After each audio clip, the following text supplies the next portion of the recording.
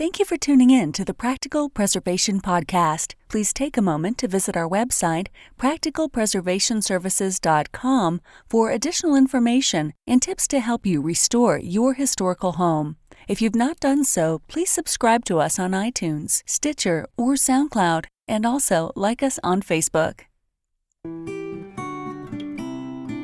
Welcome to the Practical Preservation Podcast, hosted by Danielle and Jonathan Kepperling. Kepperling Preservation Services is a family-owned business based in Lancaster, Pennsylvania, dedicated to the preservation of our built architectural history for today's use as well as future generations.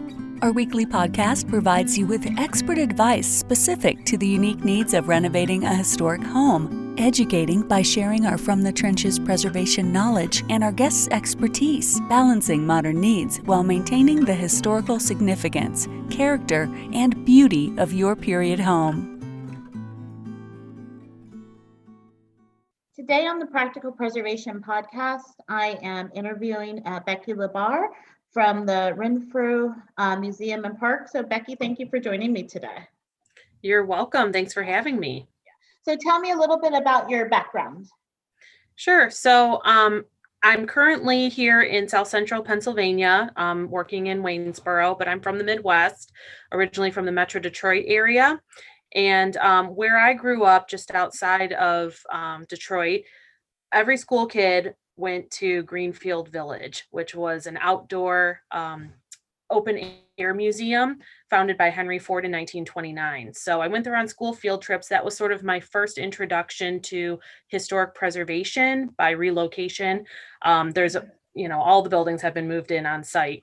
Yeah. So I didn't know as a little kid that's, what it was, but very familiar with historic buildings, spent a lot of time there and had always wanted to, when I grew up, work there someday. And so I had that opportunity when I was an undergrad. So I went through school, decided to go for undergrad in interior design. I didn't know that historic preservation was a field that was available, or even thought or was encouraged towards museum work. I kind of found that out as a young adult. So as a freshman, I had just completed my freshman year in college, and my mom saw an ad in the newspaper that they were interviewing for historic presenters at Greenfield Village. So that was how I got my first museum job. And it set me on a path towards this type of career with living history interpretation and historic architecture. And I did that seasonally for 5 years, fell in love with it. When I was a senior in undergrad, I had a wonderful art history professor, Jeff Ball, who really encouraged my love of historic architecture and did a independent study with me and another student in my interior design class about introduction to historic preservation. So that's when I really learned that this was a field that I could consider. Right. And a couple of chance happenings. I interned with an architecture firm my last year of undergrad, and I tried for a job and lost to a girl who had a couple years more experience than me. And my backup plan was to go to grad school, and I was trying to figure out where I was going to go. And the architects in the office were like, Becky, you have an opportunity to go study in Chicago. You should do it. I had applied to the School of the Art Institute in downtown Chicago. And so I was considering a couple different places, one in Michigan near where I grew up, one in Muncie, Indiana at Ball State, and then School of the Art Institute. And so with their encouragement and kind of wanting to try something new, I went off to Chicago. And fresh out of school, didn't have a job, cold called all of the design and architecture firms in the city that I could get phone numbers for, just down the list. And there was one person who called me back and took me on as a part-time designer. And so that's kind of how I got into the field professionally. Did my undergrad, and then I started, while I was working, I started interning, not interning, volunteering at Glessner House Museum in Chicago. And so that's a Henry Hobson Richardson mansion that's located in the South Loop. And I worked with the curatorial assistant there and the executive director and curator.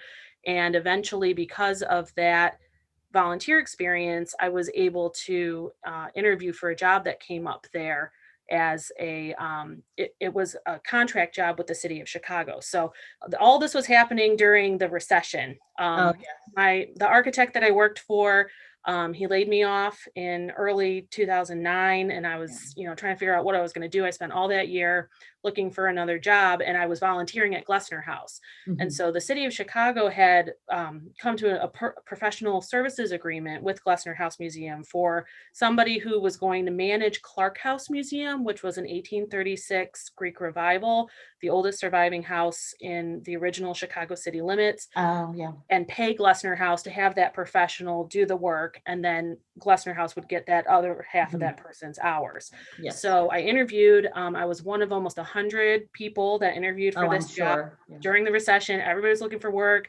I was told that there were people even from abroad that were applying for this job. And I think a lot of it, because I had been volunteering there and the executive director knew me, Right.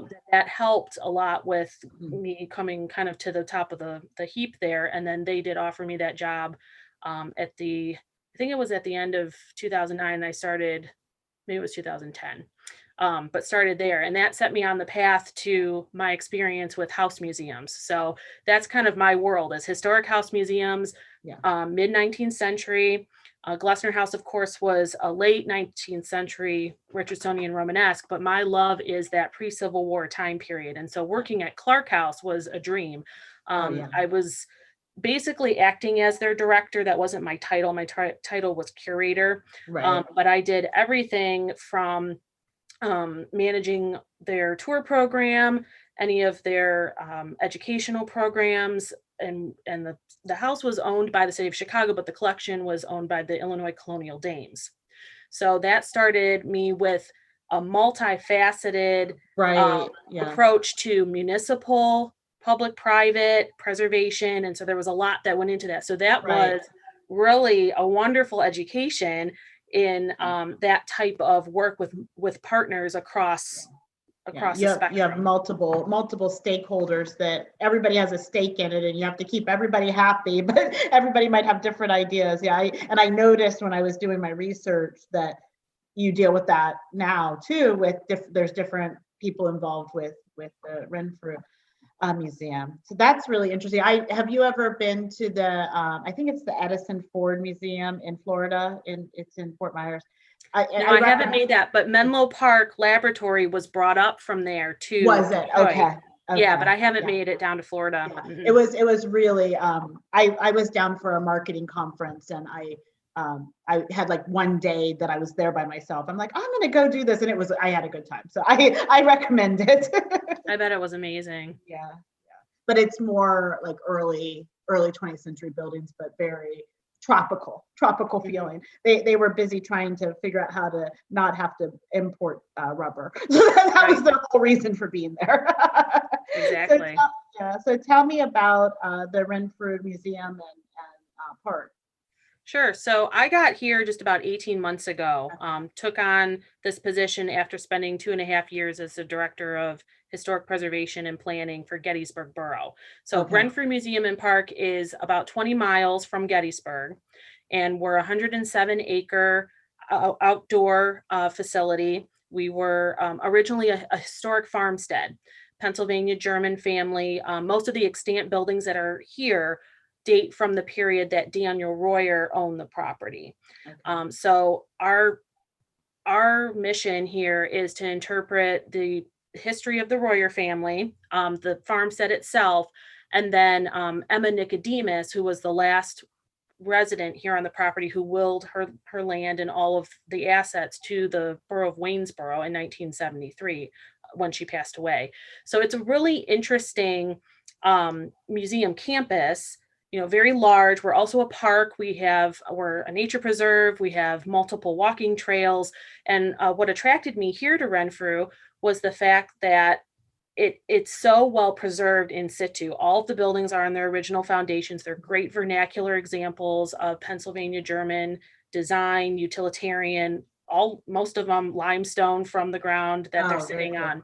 Yeah. So Renfrew is basically, it was set up by Emma as this gift to the people of Waynesboro so that they could enjoy the stone house that she restored in her later life, that was built by Daniel Royer in 1812. So that's a museum. It's a house museum, not representing a particular time period, but it's furnished with all the things that Emma collected over her lifetime. So she was an early lover of, colonial and early American Right. furniture and decorative arts. But then her biggest passion was John Bell pottery. That's what Renfrew is best known for. We have the largest publicly displayed collection of Shenandoah Valley pottery by this man, John Bell. Okay. And he was here in Waynesboro, but his family was in Westminster, Maryland. They were in Hagerstown. They were out in Strasburg, Virginia. And so that is sort of our claim to fame, is having this large collection. For me, I love material culture. I love the objects of everyday life and how those complement the built environment. And so that's kind of what Renfrew is about, is showing what life was like during the early 19th century, both within the context of the farmstead itself and then the everyday material culture items that we have in the collection. Yeah. And I think that's, when you said that she willed it in 1973, I'm thinking that was early for preservation and collection on this scale. So that's really interesting. Yeah, she was really a visionary. I don't think that she set out to become a preservationist. She just, like me, loved early buildings, loved history. And I feel real kinship to Emma Nicodemus. She, as a little girl, the story is she came here on the handlebars of her dad's bike, probably in the teens or 20s. And she told her daddy, I'm going to live in that house one day. And so she did. She married her husband, Edgar, kind of late in life. They were in their 50s, and she went about restoring this home. And she just decided after her husband passed away that this was what she wanted to do. She wanted to preserve this piece of local history. Yeah. And I just find her very inspiring, especially as a woman in preservation. Yeah. We think back to Anne Pamela Cunningham and the Mount Vernon Lady Society as sort of being that beginning of those grandmothers of preservation. But really, especially in 2020, the year of the woman, thinking about how instrumental women have been in preservation. Yeah. And so I hold Emma Nicodemus up as an example of that. Yeah, and it's everyday preservation. She wasn't, that building maybe was kept in, with the historic fabric because she was there. And so it's not like she was out saving every building, but she saved that building, and that's important. Yeah, it's that grassroots, what's important to people locally on, that very immediate level. Yeah, I agree. So tell me about the activities, and I saw that you have events, and then you also rent some of the buildings. Okay. So tell me about that. So our main core of interpretation are house tours. We're, your typical house museum. We have a visitor center that's in our converted Victorian barn. It's a Pennsylvania Bank barn. People come here first initially to get their tour to view our collection of Bell pottery, and then they're taken on a guided tour of the museum house. We offer an hour-long tour during our regular season, which is mid-April through mid-October. And so people get to go through those period rooms, see the collection, learn about the Royers. We also have, again, an amazing collection of extant outbuildings that date to the early 19th century. So we've been incorporating some of those into our tour offerings. We have a special program called Farmstead Teas and Tours, where we have a hearty tea lunch that people can come. We can serve between 15 and 20 people in our wagon shed room, which is a converted wagon shed that's now a multi-purpose meeting space.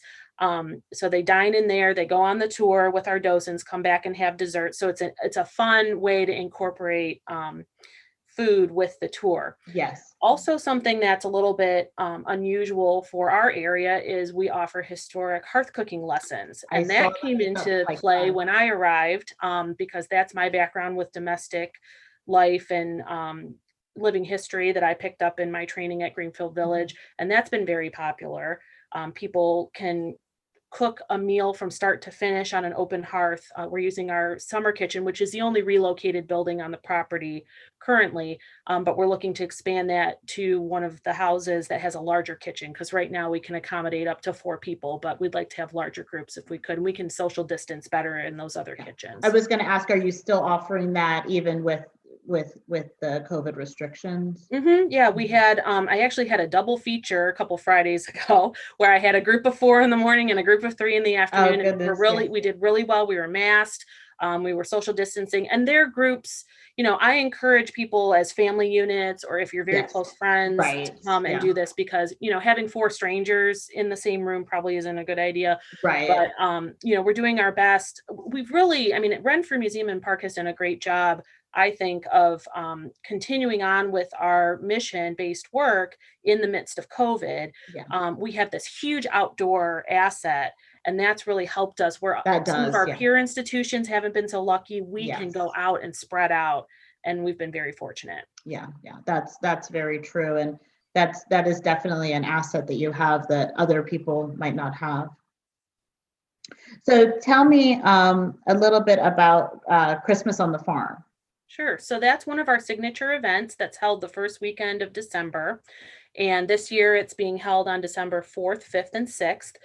It's a fun family event where folks can walk back in time and experience holiday traditions over the past about 200 years. So we offer an abbreviated house tour. The museum house, Emma's 1812 stone house that she restored, is decorated, and they're going to be experiencing multiple time periods inside the house with our docents that are dressed in period clothing. And then we also are offering outdoor activities, wagon ride. We have a warming circle. We'll have live music. We have traditional crafts that folks can do. We have a Christkindl market inside the wagon shed. So a lot of multiple activities that folks can engage in, all for a $10 ticket. So Okay. one of the And best prices in town. Do you have to pre-purchase, or can you just buy? Can you just come in on the day and buy it?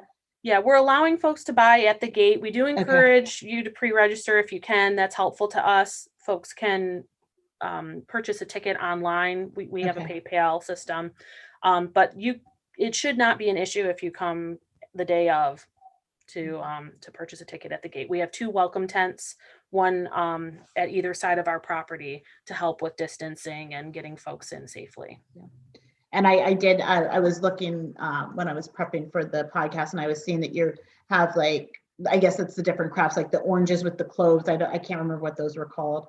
Yeah, they're called pomanders. Pomanders, okay. Yeah. And they had, it just looked like a really fun kind of way to kind of get into the holiday season and still, be historic and see kind of what was, how holidays used to be celebrated. Mm-hmm.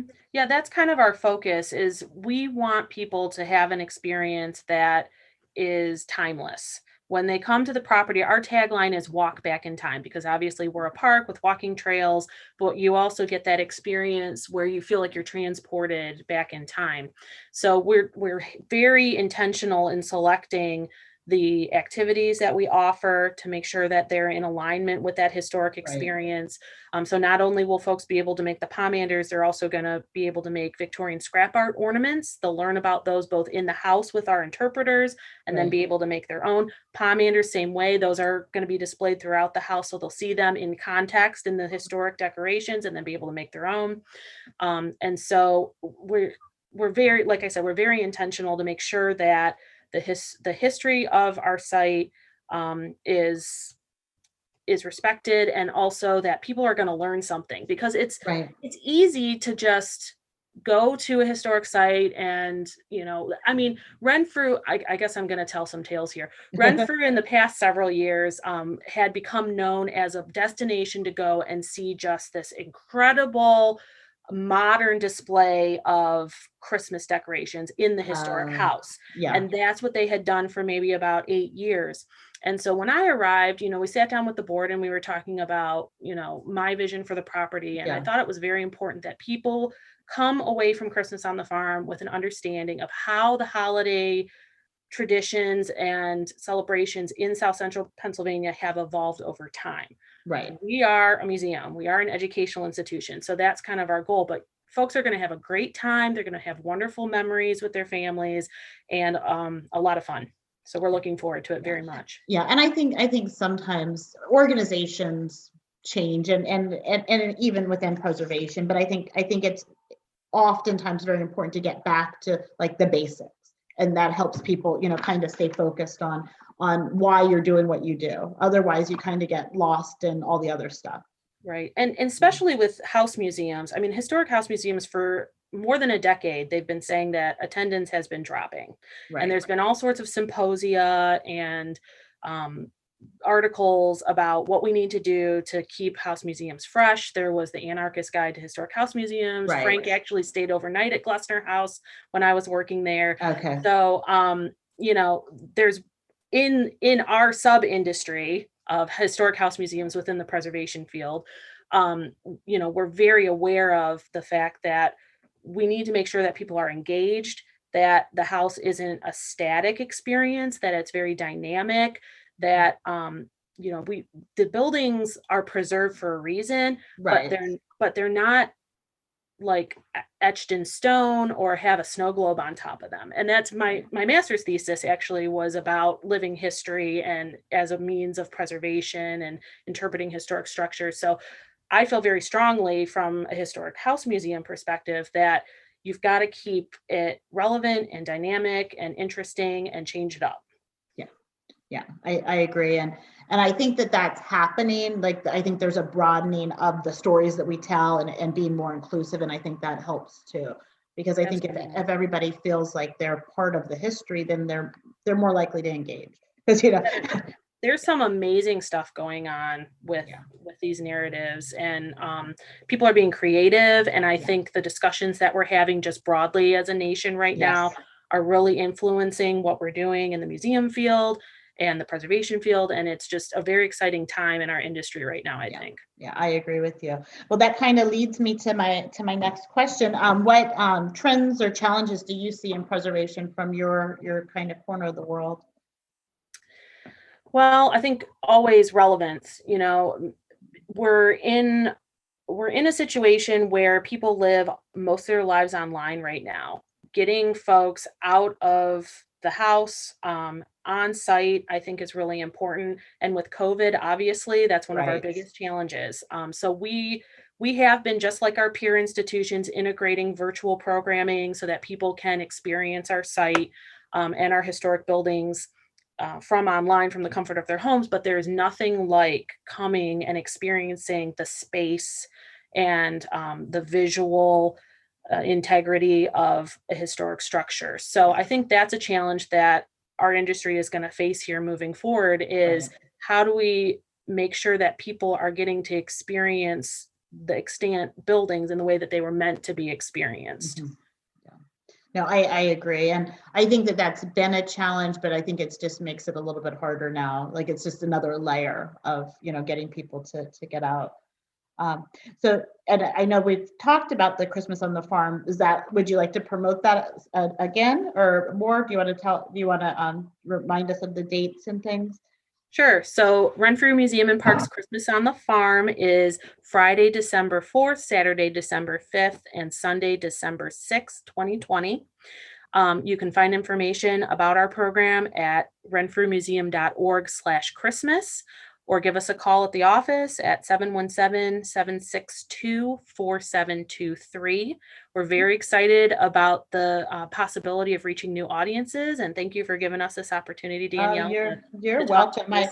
I'm glad that Laura found you, because we were kind of talking about what we wanted to do, because we try to stay kind of holiday themed, if we can. So I'm glad that she found I think I'm going to try and come over. I think it would be good. And I've never visited the site. So usually doing the podcast, I find things that I didn't know that were local that now it's my excuse to go do it. So thank you very much for your time. I appreciate it.